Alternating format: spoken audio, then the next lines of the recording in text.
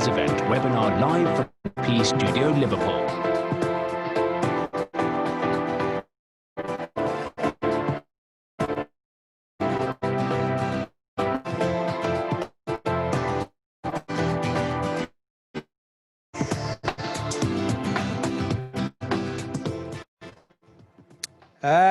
Good afternoon to MSP Studio. When I was here last time a few months ago, we probably felt that by now we'd be back in the end of normal. So if we ever needed a reminder of the end of normal, then fundamentally this event would signify that.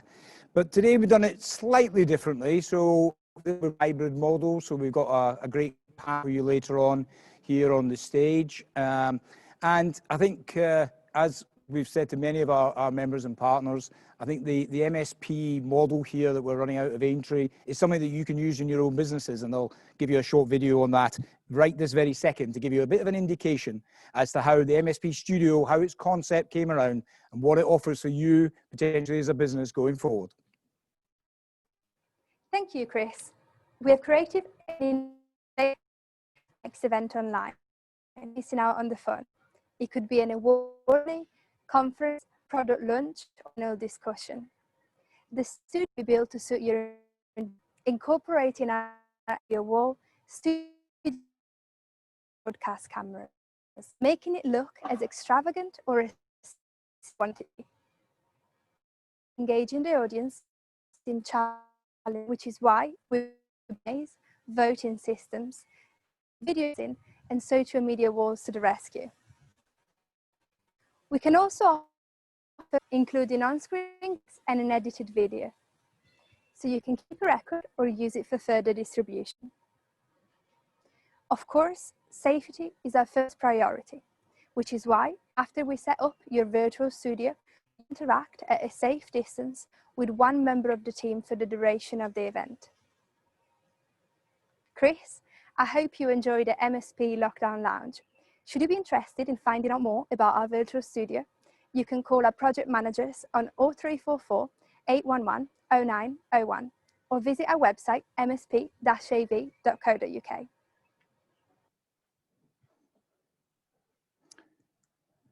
Okay, so that's going to give you a bit of an intro into the day. So let's just sort of have a look at what we're going to cover today. Going to give you a bit of a sort of marketing Liverpool update, which myself and Jess Cavendish, our digital marketing manager, will cover. A discussion with our panel, which I'll come on to in a bit, and then a Q&A. So just on the Q&A, please, fire in questions. This is we need your input into the event. We need to kind of know what's on your mind. So please use the chat function, Q&A function, start posting those now. And then when we get to the Q&A session with the panel later on, then we're all ready to go. First and foremost, before we kind of get into the heart of the agenda, I would be very remiss of me not to give a big thank you to all the partners of Marketing Liverpool that have been hugely supportive of us during these very, very difficult times, and difficult times for you as a business. But we really appreciate it, and we know that supporting organizations like us when you've got so many business challenges is tough. So it's widely and hugely appreciated by all the team at ML. So thanks so much for that. Also, just a couple of good pieces of news. We got an announcement yesterday from TripAdvisor that Liverpool Cathedral, our good friends at Liverpool Cathedral, have been voted in the top 10% globally for excellent reviews. Yeah, and that is a brilliant accolade, and congratulations to Paul and all the team at the Cathedral. Well done to you. And obviously, we've been also looking at the opportunities around what COVID has presented to see if we can come up with new and exciting initiatives, things to take us forward coming out of this pandemic. And we're making really good progress on the development of a Liverpool sightseeing pass, which we're working with our colleagues from Travel Beat on and also partners across the city. And we're very optimistic that we'll be able to launch that at what will now be a virtual World Travel Market in November. So a bit more about that as things progress. It would also be very remiss of me not to fundamentally give you a bit of an update as to where we are with COVID and the situation in Liverpool, which is not, as you'll know from reading the news, is not specific to Liverpool, but We are seeing a huge increase in cases across Liverpool, and we were put on the government watch list on Friday. And this, in conjunction with most places of the north, this is a worrying trend for us, and a trend that we hoped, having come through the July-August period, that we wouldn't be hitting as soon as we are. I think our view on it at the moment is that, and the messaging that's coming out to you businesses and to consumers, is trying to get this balance right between the health agenda and the economic agenda. And therefore, we do not want to stop increasing demand for the city. We don't want to stop people that Liverpool is a great city to come to, because it is, and there's great product to enjoy when you're. But we are very clearly saying that you, as a consumer coming to our city, you must comply with the COVID regulations. And we're imploring our businesses, the vast majority, I have to say, do a brilliant job in this space, but to make sure that they are also COVID compliant, so that we project as positive a safety message as we possibly can. Liverpool really does need to try and avoid at all costs a national lockdown. That would have to be imposed by government, not by our own authorities. But because we know the damage that may well cause in terms of businesses trying to rebuild through a very difficult period since up to until including July the 4th, when we all came back to some degree of normality. So there are some real pressures in that space at the moment. For those of you who are kind of viewers of ours on the webinars that we do with the bid, so we have another webinar with the bid tomorrow at midday. We've asked Matt Ashton, the Director of Public Health. Never thought I'd have as many calls and discussions with the Director of Public Health as I do now.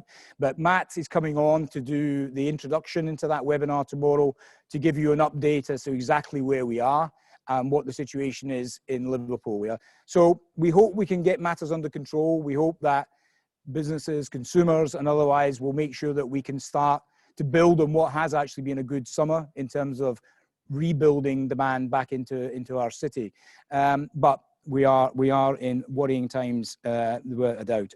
So just have a look at the kind of agenda there. I just want to give you a bit of an update about the kind of key things we're looking at across marketing Liverpool, and then I've asked Jess, our digital marketing manager, to give you a bit more of an insight really into what we've been doing digitally and how we've been working on that since the lockdown, during the lockdown, and then coming forward and what our kind of plans are to kind of build on that. But before I kind of kick off on that, we're going to run a couple of polls today. So we haven't done polls before on this on our webinar, so we're kind of testing technology, or testing my technology anyway.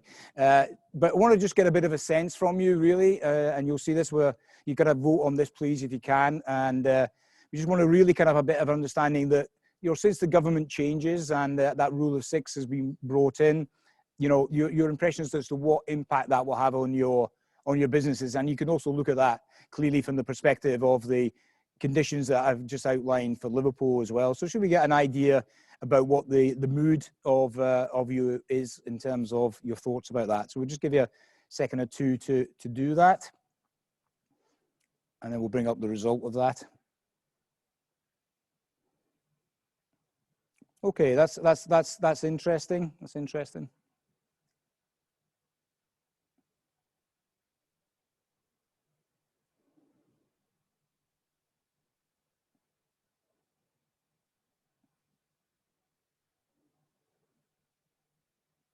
Okay, so I think that's beginning to sort of say is that what we thought was the case, that the impact of going into more trickier safety waters definitely has an impact on consumer confidence. But good to see that for a large majority of viewers, nearly half of the audience is also saying that the numbers are not being adversely affected so far to date. So that's encouraging. That's encouraging to hear.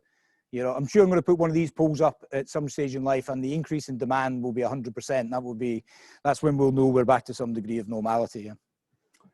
Okay, so if we take that poll off, and then we'll crack on. Okay, so our stance, I think, as I mentioned last time, we've got a very clear positioning what we've kind of set out to do since the return of the visitor economy and the retail sector in June, July. And that fundamentally was to basically focus on our local audience. So it was an inspiring message really to get our local audience to engage with the city, to use parts of the city they probably hadn't had the opportunity to engage with in the past, and to fundamentally help support our businesses get back on their feet. And that we did under the umbrella of Love Your Liverpool. We're just kind of coming to the end of that sort of phase, although it's kind of morphing and merging with the wider campaigns that we're doing. And, you know, Jess will give you a little bit more about that. But, you know, we'd like to thank the residents of the city have been great supporters in that respect. And we know for talking to a lot of businesses that has been a really great vehicle for them in terms of growing and reinstating their businesses. The stage we're in now is that we are kind of moving more now into trying to drive staycation business. That was always our intention, to kind of use the autumn, winter as the outdoor weather starts to evaporate, to try and drive more staycation business. And of course, we wanted to really align that with the opportunities around the reopening of events in October. And as we talk here at the moment, I'm not 100% sure what the Culture Secretary, Oliver Dowden, is going to do around events at the moment from the 1st of October.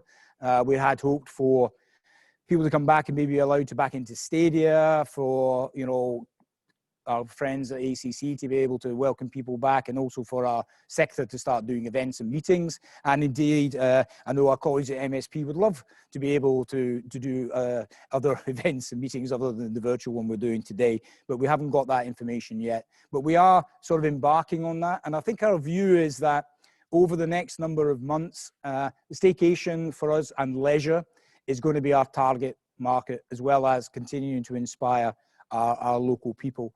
And I say that because I think, you know, the domestic audience is going to be our major driver now for the next 6 months or so, and primarily probably only within that 1 hour to 2 hour drive time. So that's really where a lot of our business is coming from. We're not seeing, you know, huge increases in travel coming up from the likes of London. In our conversations with Avanti, those numbers are still very, very low. So people's propensity to move too far is still definitely restrained. So the local audience is definitely where we want to kind of travel. And we see that as an opportunity, particularly through leading up into Christmas, whatever that may well look like, that doing that around retail, shopping, and building on the assets that we've got is a good way of doing that. But the question we all need to ask ourselves, and you know, we have to ask ourselves, you have to ask yourselves, is in the absence of all the demand drivers that we normally have, all the things that we take for granted, our nighttime economy, our football, our events, the Beatles industry, the music, all the things that fundamentally make you want to come to this city, a lot of those demand drivers remain switched off in the true sense. So the question we have to ask ourselves, if you're a consumer, is why Liverpool? Why do you come to this city and not go to Edinburgh or Glasgow or Birmingham or Manchester? And we've got to come up with innovative content, which you can help us with, to provide great reasons why you would come to this city and not somewhere else. So that gives us a good chance to be inspirational and to be a little bit creative in pulling things together, to potentially look at how we can bundle things. So we can bundle hotels and attractions and restaurants and start to do things slightly different. And I think it's important that we start to think that way, because my worry is that we think that necessarily we will wait for the halcyon moment when demand as we used to know it will return in the same way we used to know it. And I think for cities, that's a dangerous path to tread. I think the likelihood is that it's going to be a very, very different set of demands as we go forward. So we need to start that sort of process as we go forward. So any ideas you've got, creative ideas about how we answer that question, why Liverpool, and how we project that message, and any content that you're thinking of doing that you feel would give that empowering message, how we can make sure that in doing that, we create this sense of place and sense of space within that place, so that people feel they can move around. So we're doing a lot of work with likes of cycling and walking and things like that, that fundamentally encourage that you can do that in a city centre. So not the usual images we use about lots of crowds enjoying themselves tight knit. That's not the images that's going to get us through the autumn winter period. So we would welcome any views on that. And we were very clear right from the very start that we wanted to basically ensure that, for two reasons really, our media partners got the importance of the visitor economy. If there's one good thing that's come out of this, I think for Liverpool, I think it was always the case. But I think at national level, government have begun to understand the complexity of the ecosystem that is the visitor economy and how these things are all interlinked between travel, between hospitality, between events, between the indigenous product of restaurants and retail. All these things interrely on each other. And once you take one brick out of the wall, the rest of it becomes difficult to manage. I think that's where government have found it difficult. They don't think they really understand the sector. I'm hoping that after this, the understanding of the importance and contribution that the visitor economy makes to UK PLC will start to see some significant changes in how the approach of government is to supporting this sector and recognizing it's not a Cinderella industry or a nice to have, it's an absolutely integral part of UK culture. And I hope that might be one of the outcomes. And we wanted that also to be embedded in our local media as well, to understand that actually we're talking here not just about people coming, we're talking about people's livelihoods, we're talking about a lot of young people who work in this industry, and we're talking about how we protect all of that going forward, and we don't have a talent drain coming out of a city, the people who have contributed, both businesses and people, to making this city the special place that it is. And we've tried to kind of make sure that we do that through a kind of imagery, and this is imagery that this is Liverpool, but we've got the same sort of imagery going on in likes of Sheffield and other places. And then we had the pleasure or the opportunity to participate in the government's Enjoy Summer Safely campaign. We had to bid for this, which we did successfully, and we received £240,000 worth of support from government for that. We don't actually get the £240,000. Government doesn't quite work like that. They don't actually give you the money. They say you've got the money, but then you have to abide to our rules how you spend it. Yeah, so that's been interesting for us, but it's given us a chance to get that staycation market message that I mentioned earlier far and wide. And but one of the things that was part of that is that we were unable to basically, and this is the kind of challenge with COVID and lockdowns. If you're in a local lockdown of any sort, you're not able to spend that money.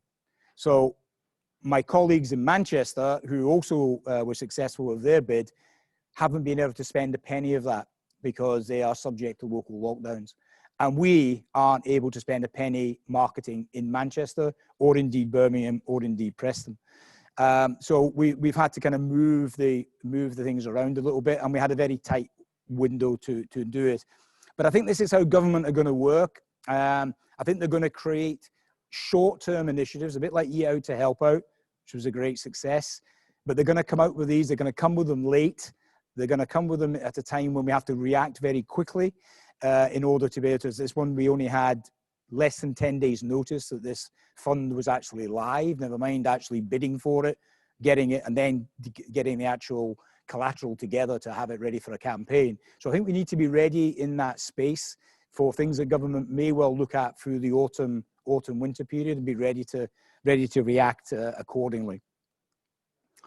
So our kind of next steps are moving forward, just doing some evaluation around that. I think the evaluation will kind of confirm what I was just saying earlier. I think it will tell us that the majority of people that have been enjoying the city have come from very, very close to it, within probably 45 minutes.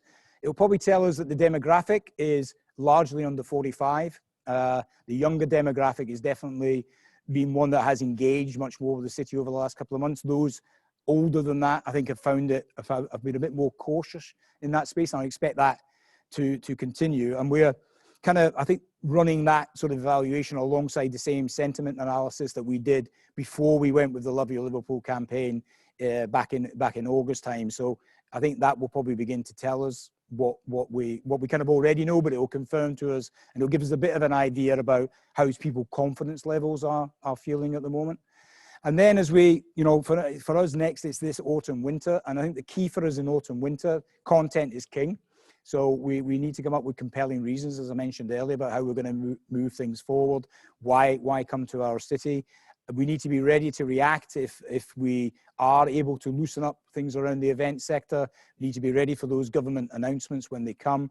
We need to be conscious of the fact that in that autumn period, in the winter period, furlough will come to an end. That I think is a worrying factor for us, for everybody in the industry at the moment, about what the impact of that is going to be.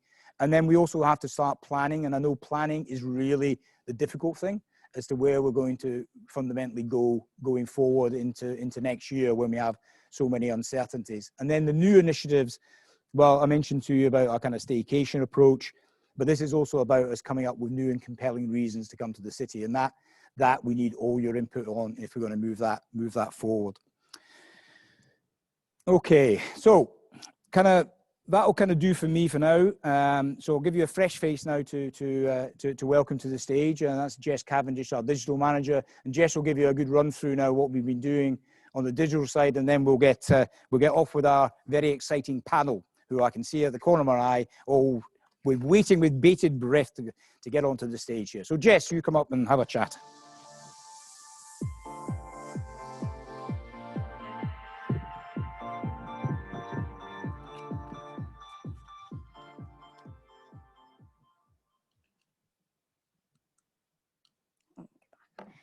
Hi everyone, my name's Jess. I'm the digital manager at Marketing Liverpool, and today I'm just going to give you what's quite a brief overview of what's been going on in the world of Visit Liverpool Digital over the last 7 months or so.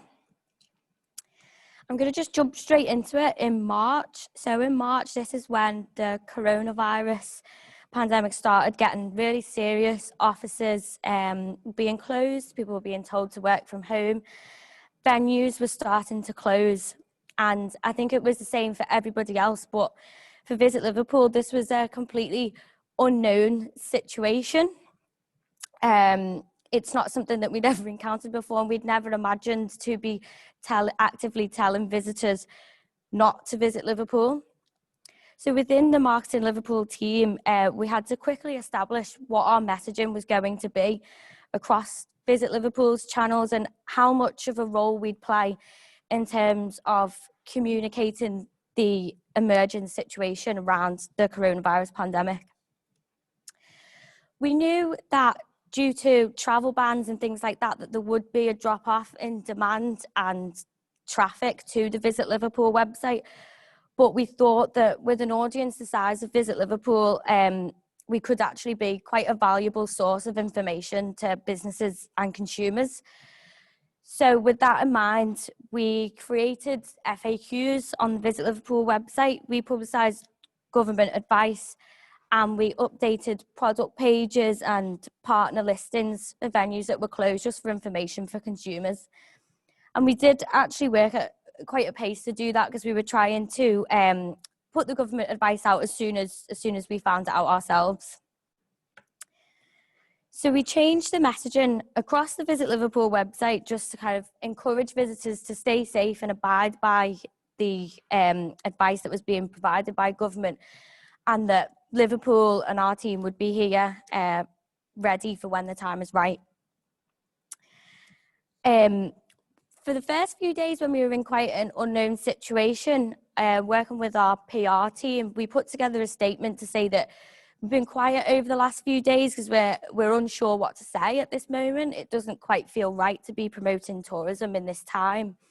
And we posted that on our social channels just with some nice images of Liverpool. And we actually got quite a lot of comments from users saying, we don't want you to stay silent, like we want to still hear about Liverpool during this time. So after a few days, we decided that this did actually pose an opportunity for Visit Liverpool to think about how we engage with our audience. And especially because, you know, people were going to be bored at home with nothing to do. They were going to be spending a lot of time on social media. So we scrapped our normal social media plan and we created a social plan specifically centered around the lockdown and COVID-19. And we adapted the name Visit Liverpool Later. You can see some examples of the kind of content that we were putting out. So just a lot of images, some messaging, and using the Visit Liverpool Later hashtag. So moving on to during the lockdown period, so March, April, May, and towards the end of June, we activated the social plan. So we changed our name on social media to Visit Liverpool Later. We started running weekly quizzes on Instagram and Twitter, and then we made them available to download on the Visit Liverpool website as well. We created blogs on how you could explore the city virtually. We also did virtual tours and created blogs where you could buy vouchers for restaurants and bars that you could use in the future. Working with the design team as well, we created some colouring in sheets, activity sheets that were really popular with local schools. And we had a lot of people sending us in pictures of their colouring in sheets that they'd done at home, kids and adults. And we also did some takeovers with local bloggers. It's on our Instagram account. We run local takeovers regularly, but we thought we're going to be really struggling to go out and get content at this time. So we worked with some local influencers and bloggers to showcase some of their content that they'd previously taken. So alongside doing this, once we were allowed to go out for our one walk a day, which we made sure we told all of our audiences that we were in fact on our one walk a day while we took these images. So we were sharing lots of nice pictures of the city. And what we actually wanted to do on Visit Liverpool is be a welcome distraction for everybody and just offer a bit of positivity during what was a really dark time. In the background, outside of the social media, we were paying a lot of attention to the Visit Liverpool website. So we went through all of our attractions listings, top level pages, had a look at what needed updating, and worked with our web suppliers, SimpleView, to work on our SEO so that when we could come back to promoting Liverpool as a place to visit, the website was in the best possible position that it could be in terms of SEO. Over this period, we had really good engagement on social media. We had a lot of quite emotional comments on a lot of our posts, which was great to see. So over this period, we had just over 3.5 million impressions, 155,000 engagements, and we gained over 5,000 new followers, which is nice. I mean, it'd be nice for that to happen not because of a pandemic. Moving on to the recovery. So when it was announced that there was the lifting of the lockdown, we knew that we had a huge job ahead of us because we'd already updated all the products that we possibly could on the Visit Liverpool website when they closed. And now we needed to find out when those places were reopening. So what we wanted to do across Marketing Liverpool was offer as much support as we could for our partners and local businesses by amplifying their messages and making consumers aware that these places were opening, but also that they were opening safely. So as the lockdown was lifted on the 4th of July, we were thinking about launching our recovery campaign, Love Your Liverpool, on this date, but we wanted to avoid any kind of bad timing and launching the campaign a bit too early in case that we were put back under a lockdown. And we also wanted to really concentrate on getting the job done. We've got over 400 products listed on the Visit Liverpool website, so as you can imagine, that was quite a task. Almost all of the Marketing Liverpool team got involved in that research project, so we split it up and people were going on websites, social media and ringing the businesses to find out, you know, if they were open and what precautions they have in place. Other things that we did, so we've added a disclaimer on the website that basically says we're trying our best to make sure that all of the content on the site is up to date, just reminding people to stay safe with the guidelines. We added COVID-19 safety features to all of our attractions, bars and restaurant product listings, just to encourage the consumers that these places are safe. And we also added the Good to Go accreditation as well. We created a blog listing of where is open now. That was updated on a daily basis. So although we were updating listings on the website, this was just a really easy way for a consumer to search where is open in Liverpool now and they can find a list. And we did all this in time for the Love Your Liverpool launch, which was on the 10th of July. And we launched with a video with the message that summer isn't cancelled, it's just different. Other elements of the campaign included trips for local bloggers. So previously, Visit Liverpool has been a national and international brand. We didn't tend to work with local bloggers, so that was a bit different for us. But we wanted them to encourage what would be a local following to experience Liverpool like a tourist. We created itineraries that were focused especially around staying safe and included only products that were open at the time, and they were updated on a regular basis. We created a new landing page which featured the Love Your Liverpool brand. It had videos and signposted to all of this content that we created. And we also created an Eat Out to Help Out directory, which I have to give a shout out to Sophie for, because I think that was probably one of the most boring tasks she's ever created. But it was effectively a list of all the venues in the city taking part in the promotion, and it generated over 26,000 page views during the time that was active. So it's things like that that seem a small, boring task that have actually worked really well for us. We had a paid social campaign that was only targeted to people within Liverpool city region, and we worked with the guide on that to create some videos using local people, and they were back out exploring the city, encouraging people that it's safe. And then also we had to kind of practice what we preach, and the Visit Liverpool team has been back out and visiting all of the attractions that are open, just to show our support. So we've been out visiting, doing social and promoting the fact that these venues are open and they are safe. This is just a visual of the Love Your Liverpool campaign on the Visit Liverpool website. So the landing page is the pink, and then one next to that, that's the homepage with the COVID safety box on there. Some examples of the social ads. So for this, we sourced user-generated content. We didn't get any kind of photography commissioned for this. We wanted to use authentic photography. So that's just two of a few different ads.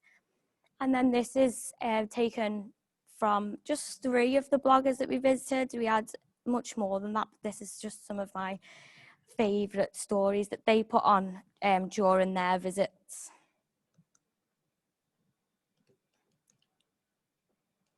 This is there's a slide missing, so I'm just gonna tell you about some stats. So for the Visit Liverpool website, during this campaign period, which was the 10th of July to the 31st of August, we generated 535,000 page views, which was a 188% increase on the previous period. The previous period is based on the same period of time before that campaign, so that's covering May and June. So we were really pleased with that. Because the campaign was targeted at Liverpool City Region, we wanted to see the increase in visitors from Liverpool. So of all of those page views, 58,000 of the users on the website were from Liverpool. And this was a 132% increase on the previous period and made up 22% of the site traffic. Looking at the social stats, we had over 3 million impressions, over 150,000 engagements, and we gained over 2,300 new followers. Some other stats that we're really pleased about that just stood out for me is there was a 74% increase in engagements on Twitter for us year on year, and we wouldn't have expected to ever have been up year on year in any of those digital stats, so we were really pleased with that. And we were also up 15% on impressions on Facebook year on year as well. So as everybody knows, this is a very fluid situation. What I haven't mentioned is how many times we've had to review our messaging on Visit Liverpool and be ready to change it at the drop of a hat. So we're kind of monitoring the situation at the moment. We're going really strong on ensuring that people are staying safe and they're abiding by the rules. And what helps us is knowing what venues are doing to stay safe. So we need you to help us help you. So get in touch with us and tell us what you're doing to keep people safe so that we can have this on Visit Liverpool. So you can submit content to the team through the submission forms page on Marketing Liverpool all the time. That's always available. And on there also is the functionality to update your product page. So your product page and your listings, it's in your interest to ensure that that page is up to date. It's what you pay for and it's what consumers are looking at. So update your product page, and you can update your product page with your safety information as well. Add the Visit Liverpool team to your press circulation. Invite us to any kind of previews or reopenings that you've got. And as I mentioned earlier, we run takeovers often, so consider working with us on a social media takeover. It's just another way to get coverage for your business. And I'm going to end it now because I don't know if everybody's seen the Love Your Liverpool video with the line, "Summer isn't cancelled, it's just different," which will stay in my head for life. So I'm going to show that to you now.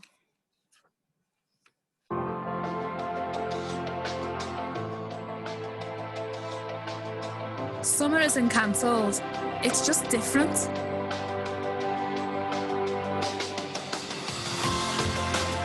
It's still the Liverpool we know and love. Our waterfront's still here. Our museums, galleries, you haven't gone away.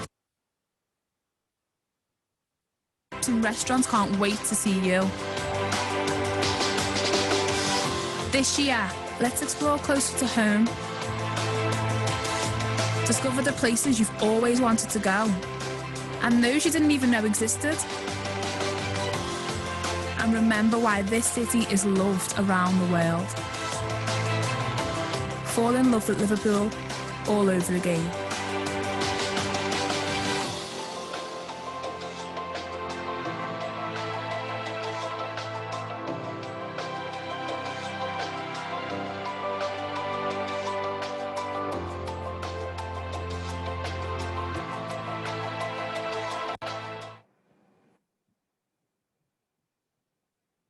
Okay, have you just got the slide just for our panelists? Not that any of them really need any introduction, I have to say.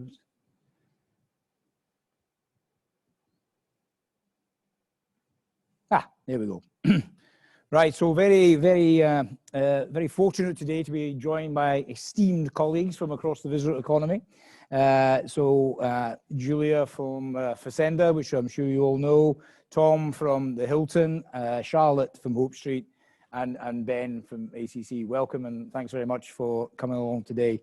So at this stage, what I would also say to people, as I said at the start, please use the discussion chat function so that you can generate any thoughts that you want to have answers to, or ideas you may have you want to get discussed by the group. So once we finish this sort of panel discussion, we'll kind of move on to the Q&A, and you know, we can fire some questions at them. I don't want to make them too difficult. That would be great. But maybe we'll just start initially with yourself, Julia. Yeah. You know, just having a look, really give us an update about how things are at Fazenda, you know, how you're finding things and what your kind of thoughts are about now and looking into the future. Fantastic. Thanks for having me, first of all. Thanks for the invite. Things at Fazenda now, we've decided after the Eat Out Wear Help Out, it was fantastic. But we had to unfortunately like change a little bit of our opening timing. So this is one of the first change that happened after the Eat Out Help Out. So we are not opening on Mondays and Tuesdays. We open from Wednesday evenings until Sunday. So that's one of the major changes, but it's site level. So this is Liverpool. This is one of the challenges at the moment, that each site, each city behaves differently. So we have to react to that. So in Liverpool at the moment, we are opening from Wednesday evening until Sunday, the whole day. Wednesday evening and then the whole day onwards until Sundays. So that was one of the major changes that we had to adopt after the Eat Out Help Out, which was a major success, as we all know. Obviously, there was other major changes in the restaurant, of the safety. and health of all of our guests and our employees are paramount to us. So we had to adopt a lot of changes. In Fazenda, we do all wear masks. We do get guest temperature checked upon arrival. We do have dividers everywhere in the restaurant. Basically, we have sanitizers everywhere, especially on tables, on the guest tables, that we change for every single once we turn that table. So there was a lot of changes on that. But we try to take all of these changes and all of these approaches as an opportunity to grow as a business as well. I think we are having an opportunity with all of this to grow as people and as personal, professional, but as a business, we're taking this as an opportunity to grow and see what other things we can explore. So we had to adapt our concept for those, and I hope everyone has been to Fazenda here. You knew we had a side salad bar before. We had to remove that for obvious reasons. And now we introduce some sides. An interesting thing is that we adopted a new feedback system, which is called feedback. And guests interact very well with our feedback system now. And we've been seeing a lot of actually feedbacks about that majority has been enjoying it. And the new system. So actually it invited us to reinvent ourselves. And we decided to take this as an opportunity more than just, a negative. It's an opportunity to reinvent ourselves as a brand, as a venue, and especially at this year, actually, that we are celebrating 10 years, a milestone since we first opened Fazenda. Leeds was the first one in 2010. So we're marking this milestone by taking this opportunity and trying to reinvent ourselves as a business and as people and as professionals as well. Okay, thanks. And then Tom, obviously, Hilton Hotel, great successful establishment. Same sort of question to you really in terms of, how are you finding things at the moment? What's the impact of this been? How are you kind of adjusting to this new normal? During the lockdown period, we were closed, as you know, and during that period, Hilton launched 2 new products that helped us with the reopening of the hotel. One was called Clean Stay, or is called Clean Stay, and the other is Event Ready with Clean Stay. The main one for accommodation is the Clean Stay product, and what that basically is a communication to our clients so that they can have the confidence to come to a hotel and feel safe whilst they're there. And Clean Stay takes the customer through all of the steps in our extensive cleaning regime to do exactly that. So it's all about customer confidence, and it's making the stay for the customers as seamless and as normal as possible, but with the new, obviously, guidelines. So that product itself has helped us no end because we had a model, I suppose, to work to. And I think one of the things that we realised is that we were always geared up to do this. We just never really had to. So, we're a flexible business, and we have to work to what our customers' demands are. But the Clean Stay initiative has given us, give our customers confidence. So what you basically see is obviously social distancing, less people in areas that you would normally see. So, for instance, the restaurant would normally do 120. At the moment, we have it set for 40 people. We can increase that if we want to, but again, just for customer confidence, we've got those areas set for less people. Our executive lounge is open for tea and coffee, but that executive lounge experience that you would normally get in the evening, we've now moved upstairs to give people, again, just some more space. So it's all about just making people feel comfortable. And like I say, Chris, we've always been geared up to it. We've just never had to sort of implement these kind of measures before. So when you go into a bedroom now, you'll see the main touch points in a bedroom will be more intensely clean, such as TV remote controls, door handles, shower taps and bathroom taps. And it's all those kind of things that, from a customer's point of view, that they would know that it's a clean surface. And as a customer arrives to a bedroom, there's a seal on the door, which is broken as you walk in. So again, from a customer's perspective, that room's been intensively cleaned, it's sealed and waiting for me as a customer. So these changes, again, I mean, with the help of Hilton globally, we've been able to put quite a positive experience for the guest onto it. We just need more demand, which is the big one for us. The second part, which is the event ready with clean state, it's a very similar thing, but it's around the meetings piece. So smaller meetings up to 30 people. Again, there's a cleaning regime that customers will be introduced to prior to arriving at the hotel, and it takes the customer through the steps what we as a hotel have done to make sure that that event space is ready for them from a cleanliness perspective. So as a meetings organizer or a contact on the day, they'll be met in as they arrive and gone through a check sheet of various different areas that we've worked on to make sure that all the places are as clean as possible. It's all about customer confidence, and we think if we can give customers that and the experience that is as close to normal as possible, then they'll return. And so far so good. Yeah, great, thank you. And Charlotte and Hopes Hotel, one of the kind of early pioneers for the city in terms of a new generation of a different type of hotel offer, been immensely successful up there on Hope Street. How's things been from your side? It's been, as everyone said, quite a challenge, but it's very exciting at the moment. I mean, picking up from what Tom and Julia have said, customer confidence is key. So we've been very lucky in a way because we've just opened a brand new foyer, a huge new reception. We've expanded hugely from 89 bedrooms to 147. And that's just given us a huge amount of space. So as you come in, you've got loads of room for social distancing. And certainly the feedback we've had from our customers is they feel very safe with that space, that ventilation, that air for circulation. And the same with events. Because we've got some very, very large event spaces, you can cut them right down and your 30 people fit very neatly with all the social distancing that's needed.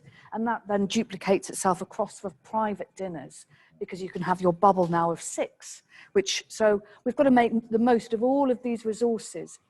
And I suppose we're now really looking forward to the future because staycations is the big thing. Yes, that's true.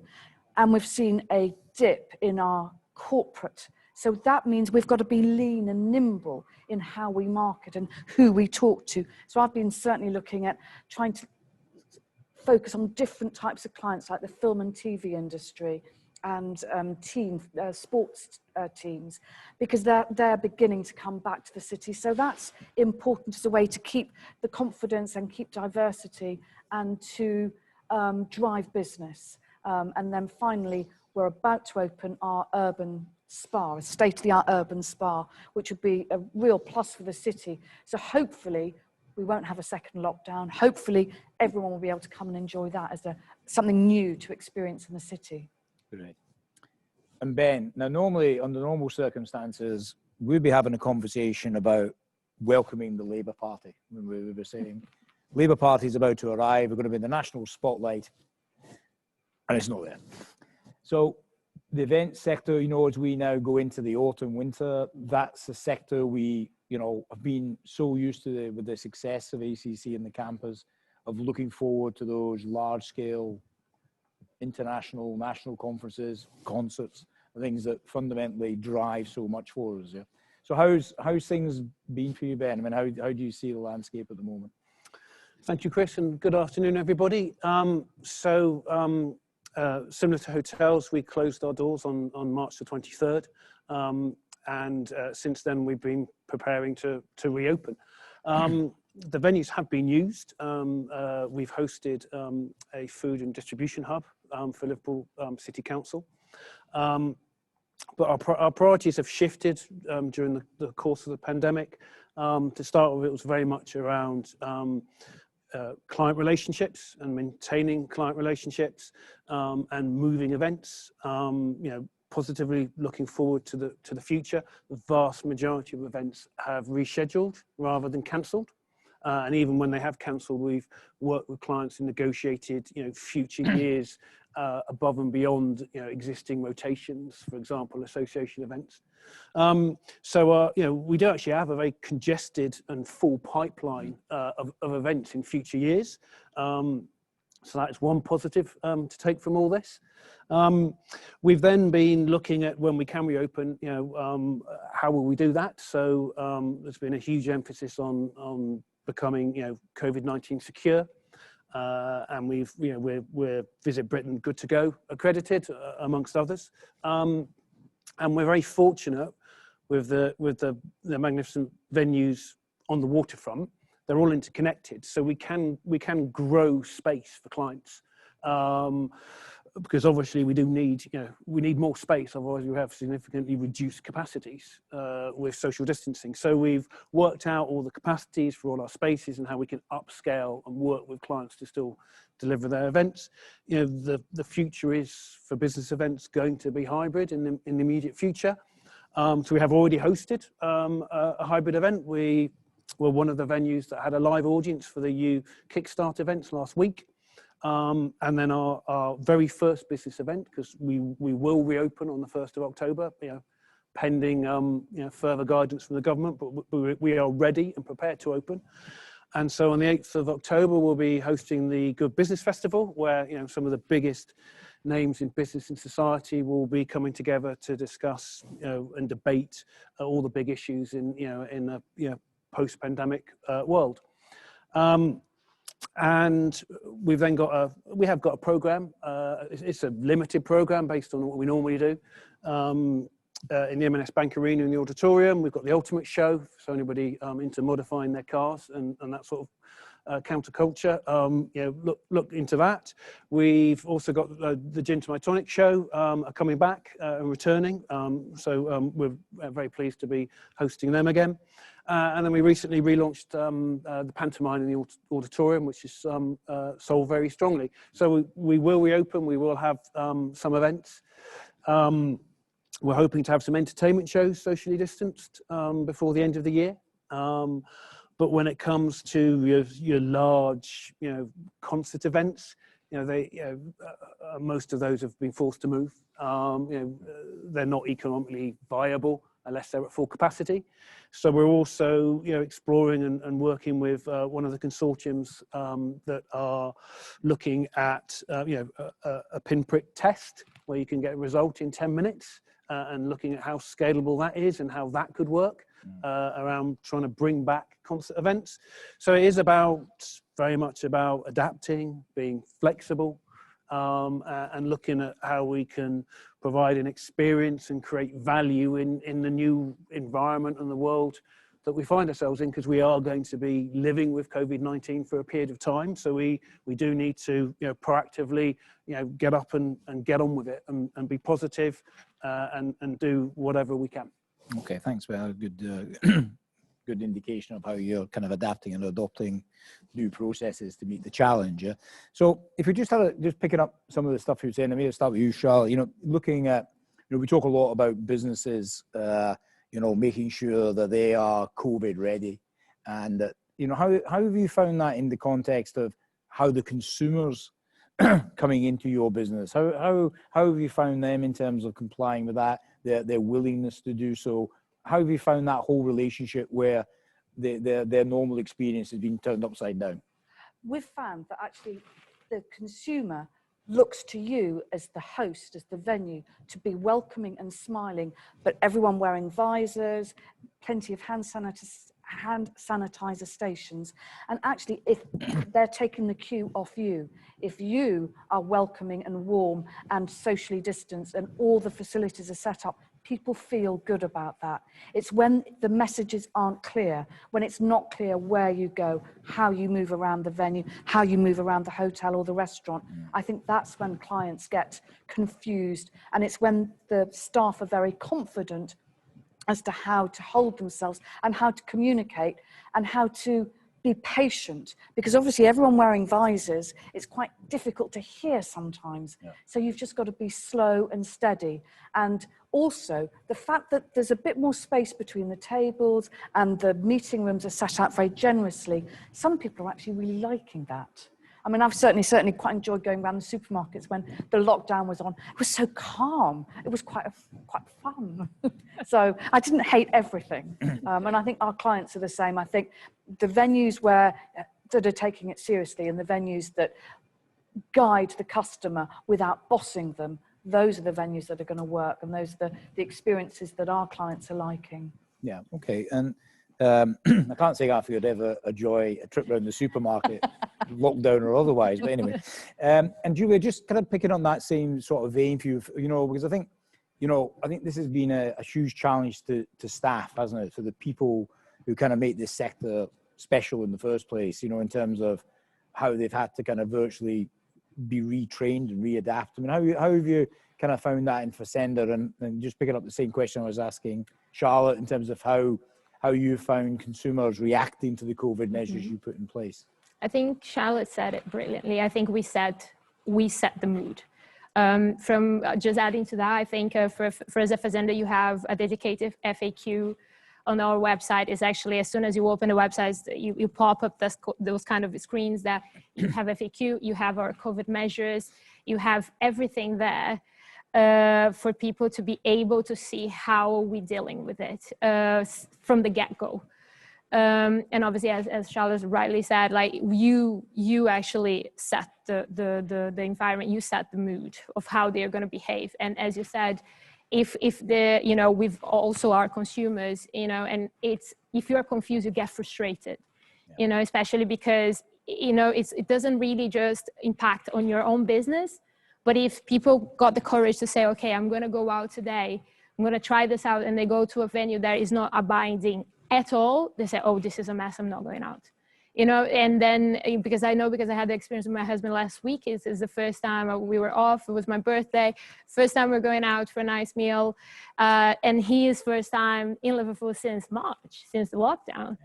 And because we live in the world, and he was in panic, because the venue that we went, unfortunately, didn't really have much guidance and didn't really have many things going on, and we were like confused because obviously me comes from an operator perspective as well.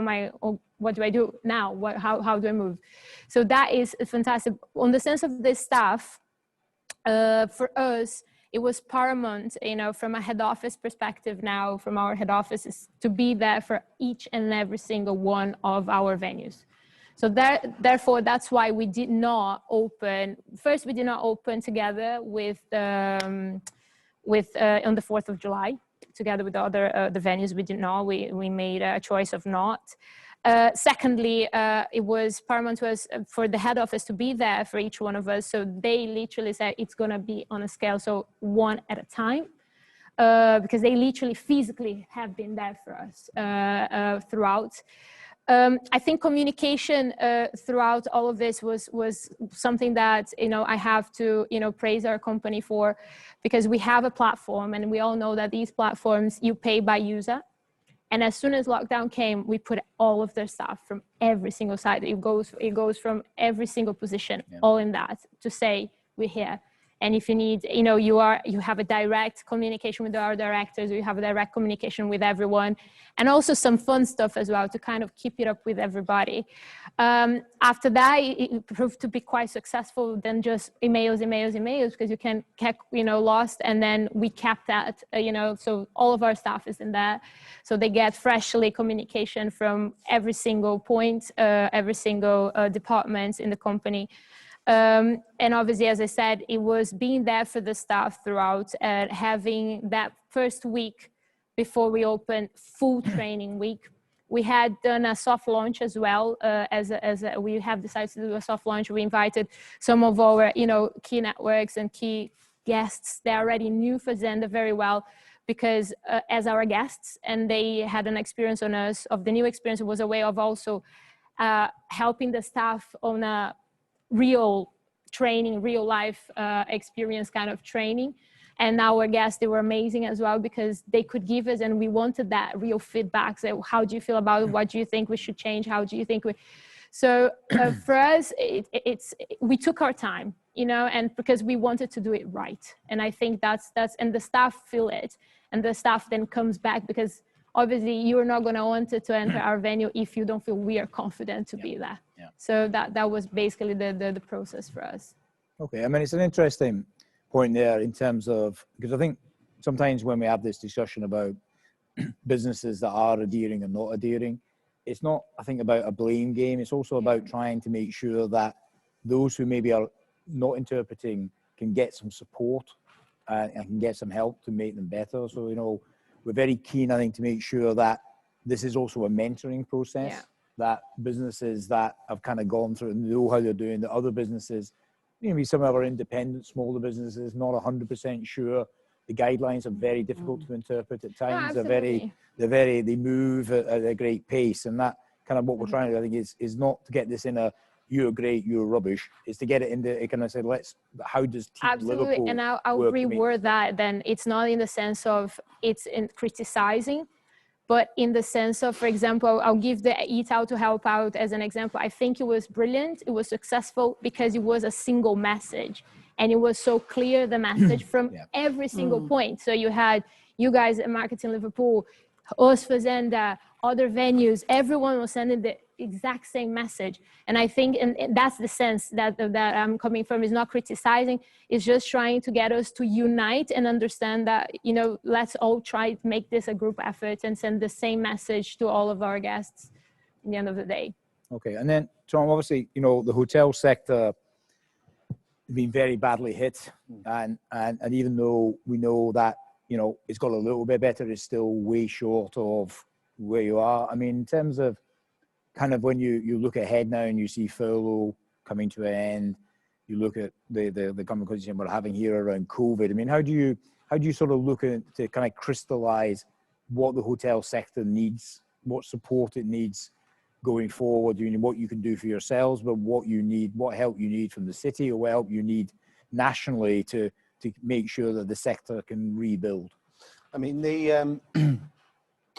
the city, from an occupancy perspective, doesn't just rely on these areas, but certainly these are massive drivers, and that's events at the ACC, football, and tourism, and amongst many other things. And I think for us, take football, for instance, as an example, a Liverpool home game for us is the difference between a great month and a good month. And if you get 2 home games, it's the difference between a really good month and a good month. So, and it is for many of the people.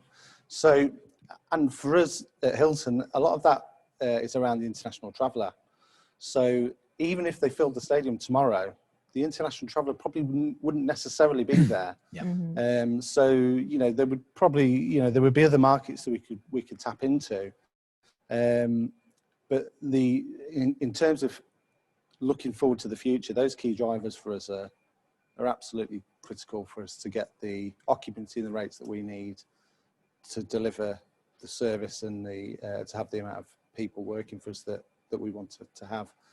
The other area is obviously events, whether it's ACC or our own, because big events at the ACC with 5, 6, 7, 10,000 delegates is massive for all these hospitality businesses in the city, and we're just over the road, so obviously it has an impact on us. And so again, a huge gap in what we do. And they're not only just from an occupancy perspective, but knock-on events from ACC events or spin-off meetings or drinks receptions, whatever it might be. You know, that's all part of our overall business strategy. So it's a huge hole. And then when we go on to our own events, which, you know, we're responsible for, along with Hilton, to drive new business into our hotel, but, you know, effectively for the city as well, affecting transport and various different other businesses, and from a business economic point of view, that's a massive driver for us and a huge part of our revenue. So in terms of what happens over the next week or two, from an announcement perspective, that'll give us at least some guidance about what we can physically do on site, and what we can potentially expect from our partners like the ACC, and but yeah, certainly those areas are big drivers.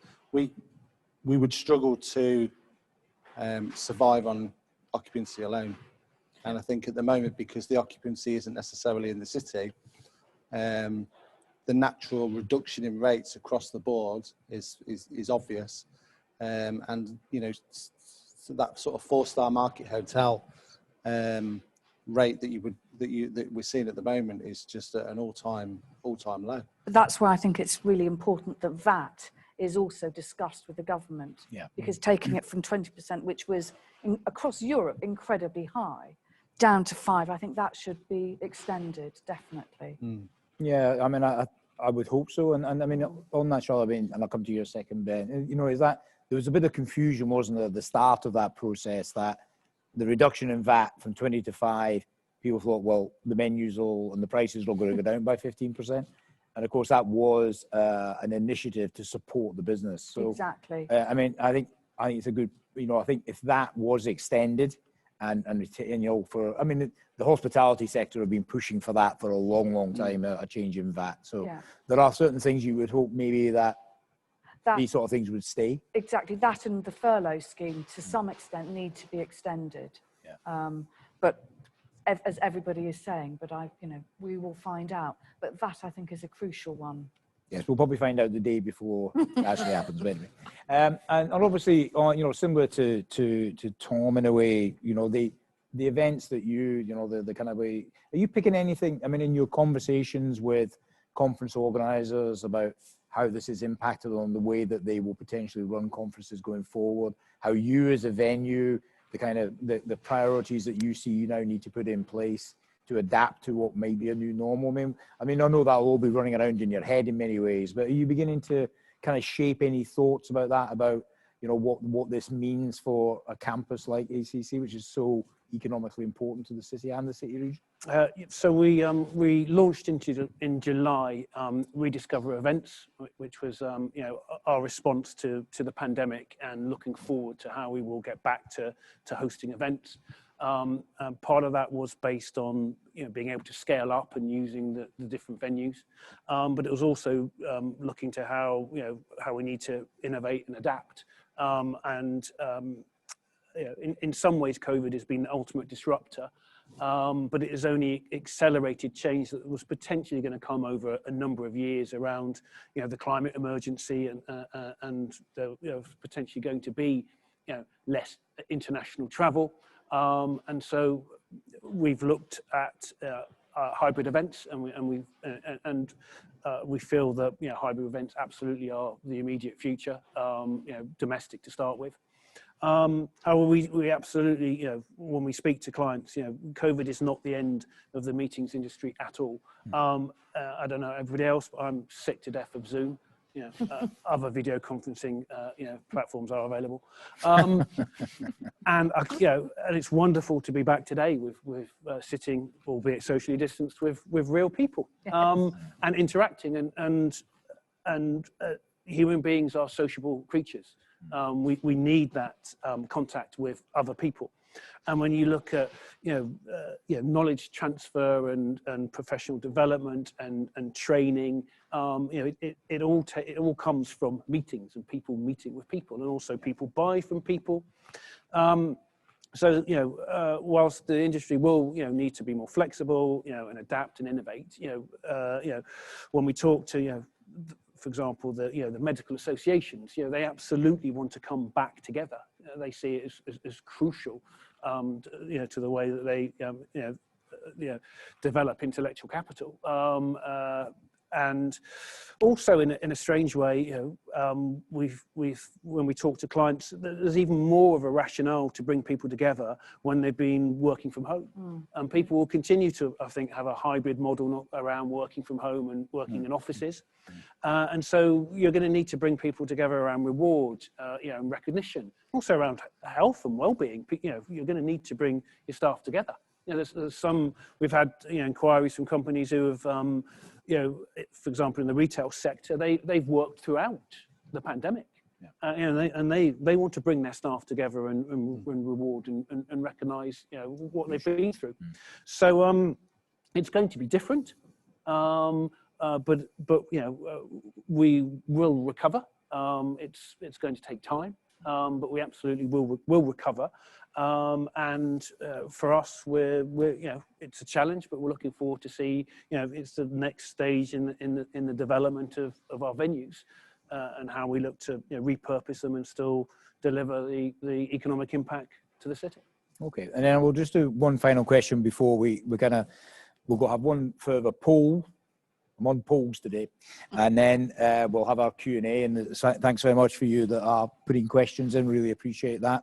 But we just, you know, that's been a really fascinating insight into how your businesses are adapting, what you're doing. You know, great to hear all the positive things you're doing and the kind of approach that you're taking. But if you looked at the context of the city, you know, in terms of, you know, where the city is and what the city needs to do, and where the city can help you and how you can help the city. I mean, obviously we've had initiatives like the Liverpool Without Walls initiative that, you know, we are keen to try and make an all year round type of thing. I think it's made quicker decision makings in many ways. I think we've had, probably better working between the public and private sector than it's always been quite good in Liverpool, but I think it's been really good during this sort of period. But if you're kind of looking at sort of saying, right, you know, I know the bit of crystal ball gazing here, but what kind of things do you think the city can do differently that would help you as a business? Maybe I'll just kick off for yourself, Tom. There's no right or wrong answer to this, of course. I don't know. I mean, I think one of the things for me is what I've seen. It's not necessarily directly answering your question, but it's certainly on the same subject. Is that I think from a marketing perspective, I saw Liverpool as kind of being quite quick to react, actually, which was really encouraging. And I think when you have businesses within Liverpool that that see that, it just kind of gives, you know, a bit of a sense of, you know, we are part of the bigger, wider team. And I don't know whether that was the same in other cities, but I've certainly seen that happen. I think one of the biggest things that, and probably one of the main concerns, is the occupancy of offices within the city centre.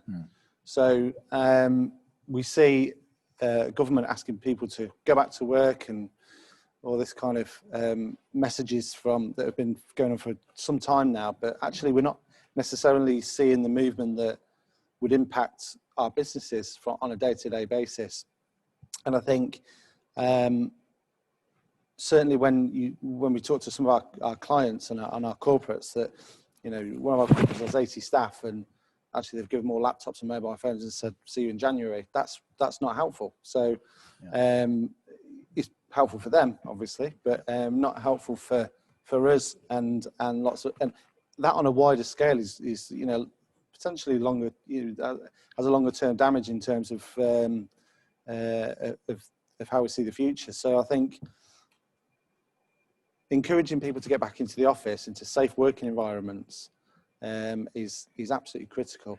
And Ben and I were talking about earlier about people going back to the office, and we struggle with the same issue, and that is space, because, you know, offices typically have, you know, certainly in venues, you want your space for your customers, and, you know, those office spaces just aren't necessarily there. So I understand there's challenges, but I think that really needs to be a major focus, certainly in the, you know, in the short term, really, to start saying from Liverpool saying, come back to the centre. Yeah, I couldn't agree more. It's and we've talked about this. Yeah. It's, you know, it's back to school, it's back to work, as in the workplace, and back to business. And I think you know, I'd also echo the sentiments that I would agree that, you know, Liverpool has been very quick, and it's also been very collaborative, and we need to continue with that and build on that.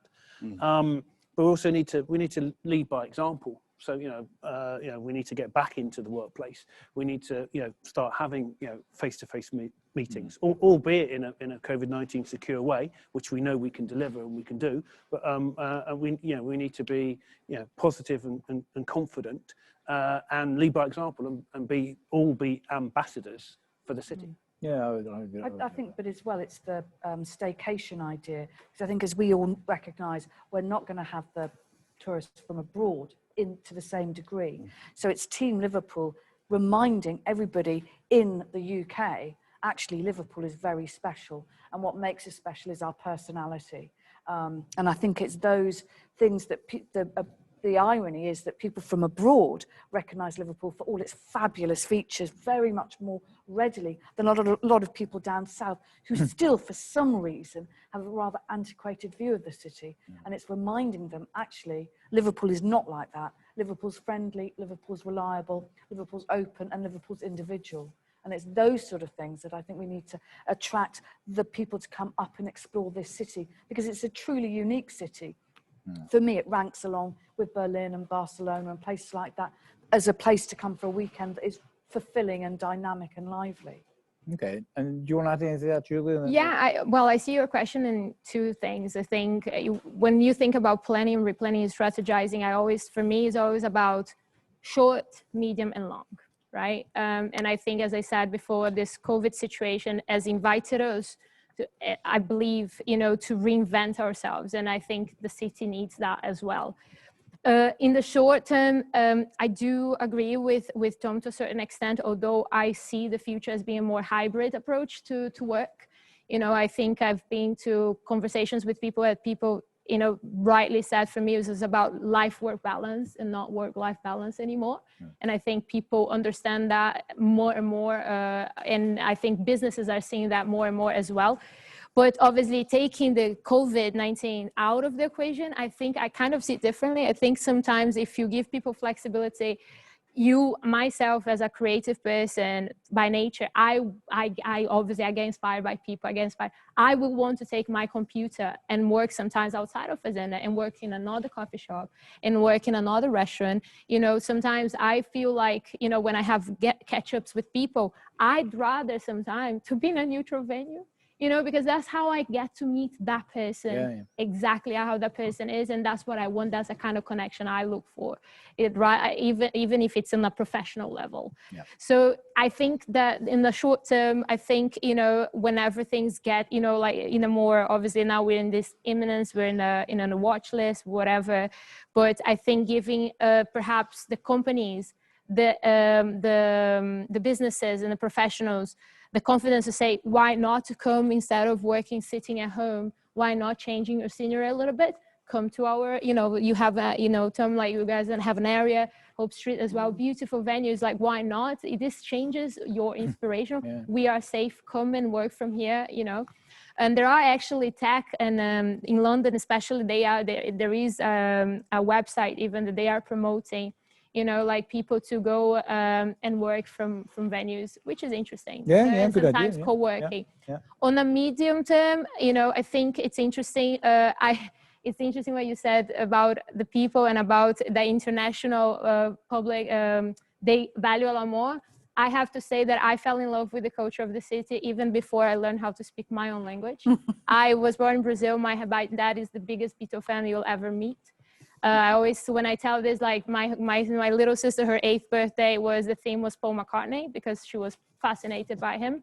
So basically, I think about in the medium term, I think us conquering the hearts of the UK public in the sense of, and as I said myself, living here and feeling so privileged to be part of this region, I love it. This is a dream for me.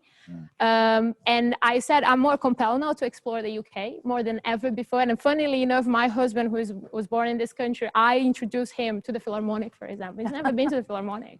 Yeah. I introduced him to the Philharmonic. So literally, like, let's explore close to home. You have fantastic country, and we have a fantastic city that is already recognized all over the world. Like, let's try and conquer the hearts of our own people. And on a long journey, I think thinking about sustainability and how can we bring sustainability on the broad sense of it.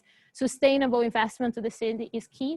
I don't see Liverpool as a Manchester and a Birmingham. Okay, each city is unique. I'm not going to get into the rivalry, but the talks that I've been having with people, I think, the film industry, we have the natural demand for it. Yep. Let's get that little words off the paper, and let's actually build where these companies, these productions come here and do the whole from start to finish, the whole production in here. Yep. I think Liverpool, for me, if I would compare an example, would be a mix of Boston city, because, okay, you have New York. Liverpool is not New York in the sense it's a massive city, massive metropolitan city as Manchester is becoming, Birmingham. But I see it as a Boston, which is a fantastic culturally speaking city with a little bit of a mix of a Nashville that is that, music scene.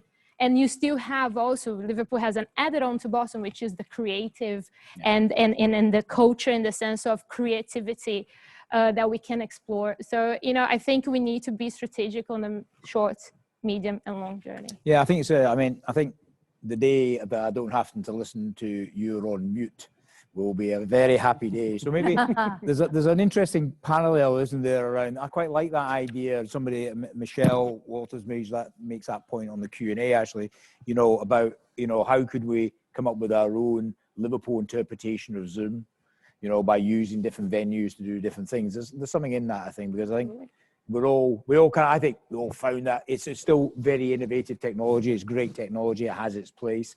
But me gods, I'm getting a bit tired of it now. Yeah, I have to say. So it's interesting there. Okay, can we just bring up the last poll before I go into the Q&A? Could you do that while I'm here?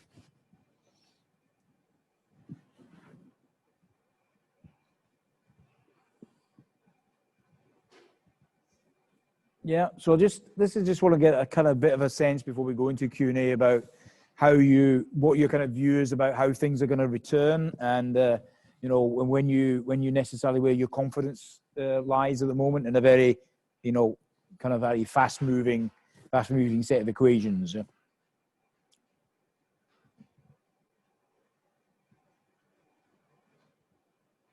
Okay, interesting.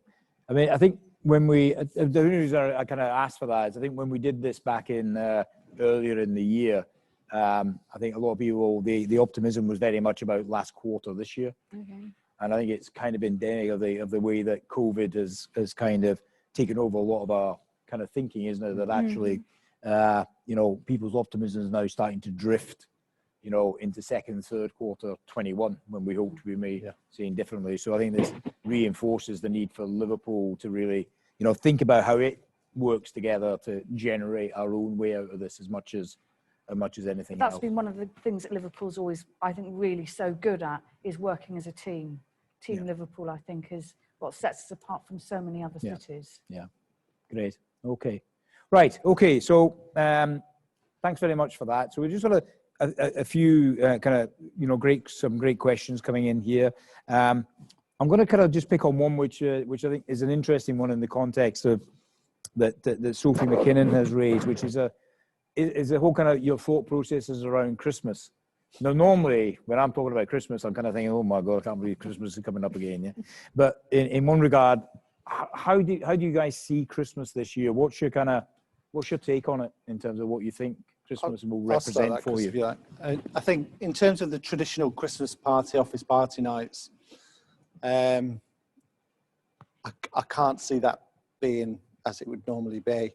I think, you know, people are letting some of their, you know, some staff go, and, you know, there's the whole thing around, you know, a lot of people have been ill and everything else, and obviously businesses are struggling. So from a budget perspective, I can't necessarily see it happening. Having said that, and actually Ben just touched on it, which we're experiencing a similar thing. Certain retail businesses we've been speaking to, actually supermarkets and things like that.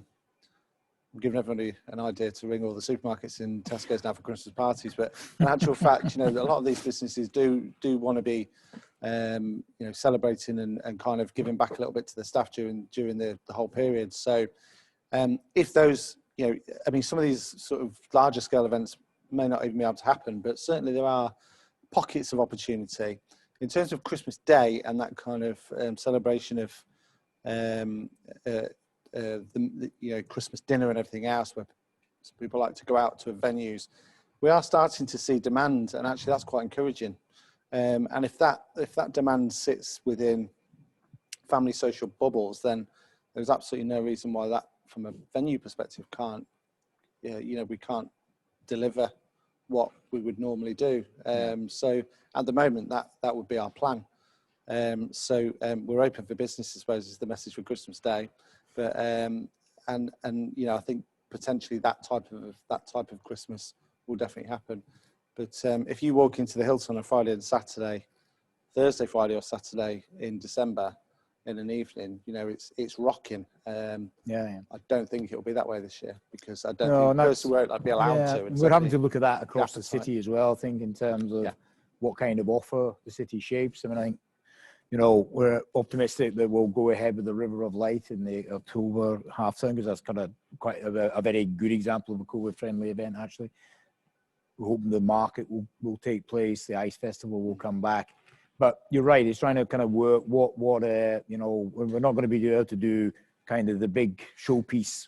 Somebody said something to me yesterday on one of our commercial calls, and actually I think it kind of hit the nail on the head for me, and it's that mingling of that mingling of people that people want to stop. Yeah. So if you could get a crowd of people to just sit at a table, probably drink too much more than they normally would, but actually behave themselves and not get up, which is good lightly, then you kind of hit the nail. You know, you'd probably be okay. But realistically, it's a tough one. But I think it's that sense of mingling. Yeah. You know, and you know, like some of these joiner parties and everything else, you've got, you know, an office over there or a company over there, and you know they know each other, and then there's this whole interaction of people, and you know it's that's effectively, I suppose, what they're trying to avoid. So we'll try and work that out in the creative, is to enjoy yourself but don't mingle. Don't move. It's an interesting I mean, it's Christmas. Everybody will want to enjoy Christmas as much as they possibly can, given that we are living with COVID-19. So, you know, Christmas is definitely not cancelled, although it won't be the same as previous Christmases. You know, and I think everybody is looking for as much normality as possible. So, you know, Christmas is definitely not cancelled, and you know, Jack and the Beanstalk is on at the auditorium by M&S Bank Arena. You know, so you know, and for us it was very important to work with the organizer, and we absolutely wanted to go ahead with that show because you know it's part of Christmas. It's normality. People want some normality, and so we wanted to be able to deliver that. Okay, and then anything to add before I come on to my final question? I think we were talking before, right, Charlotte? Yeah. And one of the things that is being actually bubbling in my mind is how can companies perhaps recognize their staff that have been through all this. And in the end of the day, the Christmas party is that kind of thing, you know, like it's a company in a way of saying like, thank you very much, is our present, enjoy, thank for all your hard work throughout the week, throughout the year, sorry. But then how can you do that? I think one of the ways, and trying not to, as Tom said, I think they won't want to kind of simulate that mingling. They want to try, you know, they won't want to see as themselves as try to simulate that, is we all have, for example, I'm going to give a very easy example, we all have gift vouchers. So if you are a company and you're thinking about a way of rewarding your staff throughout Christmas, why not purchase take that budget if you have it and purchase gift vouchers and then raffle it for your staff. And it's a way of supporting us as well throughout that, because it is going to be difficult. Let's be honest, it is going to be difficult. But again, difficulty invites us to be creative. You know, if we learn how to take this as an opportunity. So I would see that as could be an opportunity for those.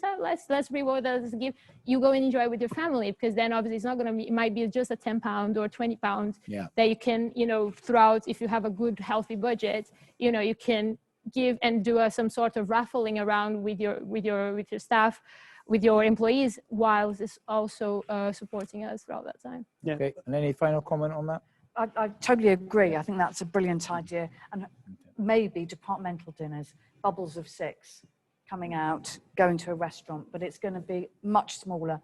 And yes, Christmas is not cancelled. Christmas will just be different. Yeah. Okay, well, you can do that one, Jess. That's a replacement for the summer campaign. And then I'm going to ask just a one-word answer on this, and then we'll have to wrap up, because we said we would wrap up around 3:30, yeah?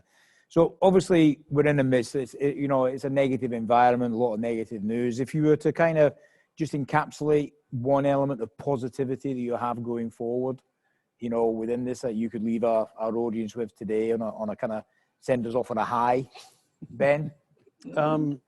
Collaboration. Better continue collaboration. Yes. Agree with that. Charlotte? Totally agree with that, but also be nimble. Yeah. Reinvent. Be optimistic. Great. Well, I think with this, with these great ideas, I think we're in good shape. Yeah.